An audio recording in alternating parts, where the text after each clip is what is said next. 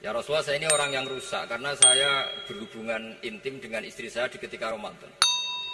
Terus Nabi ngendikan, ya sudah kamu harus merdekakan budak, saya tidak punya ya Rasulullah. Ya sudah kamu puasa 2 bulan berturut-turut. Kata beliau, puasa baru sehari saja kecelakaan apalagi 2 bulan. Karena kamu orang Arab lah, orang Arab itu, dia cerita ini di Arab kita. Terus, ya sudah kamu sedekah sama 60 orang miskin. Saya ini orang paling miskin. Susah kan menghadapi orang miskin seperti ini.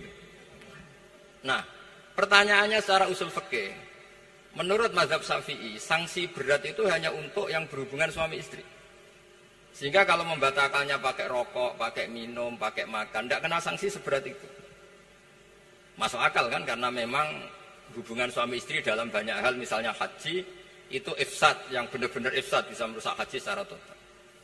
Tapi menurut Imam Malik, pikiran Imam Syafi'i itu dianggap aneh. Loh ini hubungan suami istri itu statusnya mubah, sesuatu yang boleh. Maka semua hal yang boleh tapi merusak kehormatan Ramadan, maka ketentuannya sama. Yaitu misalnya nggak sakit, nggak apa, pagi-pagi nyate. Wah itu kan melecehkan Ramadan, nggak sakit, nggak apa, kok pagi-pagi nyate. Perlu dicatat karena hubungan suami istri itu sesuatu yang boleh. Berarti kalau yang boleh merusak Ramadan hukumannya berat, makan yang statusnya boleh juga hukumannya berat. Itu dulu bapak saya ketika bikin analogi itu mau cerita sederhana gini. Hak di sini ono santri ya goblok, kandanane aneh. Istrinya lapor ke kiainya, Pak Yai, santri jenengan kalau sama istri sering mukul itu nabok pakai tangan. Santrinya dipanggil kan alumni, kamu jangan sering mukul istri kamu gini-gini. Iya Pak Yai, njeh. Suatu saat 2 minggu istrinya lapor lagi, sekarang tidak nabok Pak Yai, nyaduk. Karena yang dilarang hanya nabok.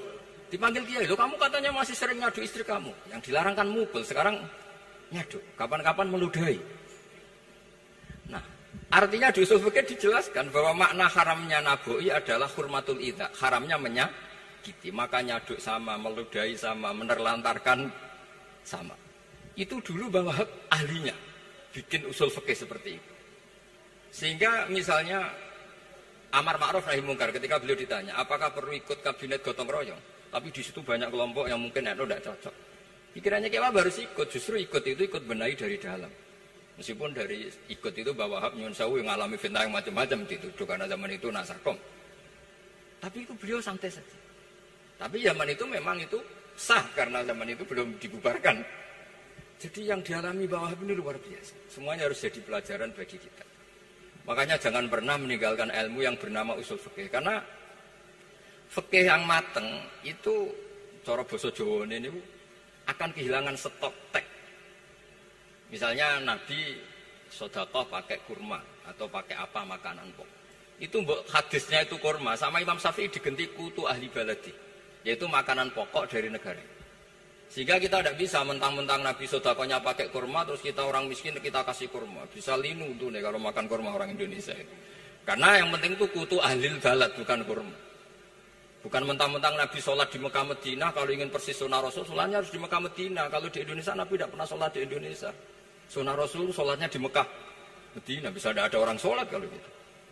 Jadi ada ilmu yang namanya tangkihul manat, yang harus ditiru itu sisi mana? Nah dalam konteks Arabi tadi terus kemudian ada dibuang. Ja'a Arabion, kata Arabi itu dibuang. Datang orang Bedui, orang kota pun kalau punya kesalahan yang sama, hukumannya juga sama. Maka kata Arabi dibuang. Nah, menurut Imam Malik, kata jima, hubungan suami istri juga dibuang, digenti membatalkan puasa dengan apa saja yang tanpa uzur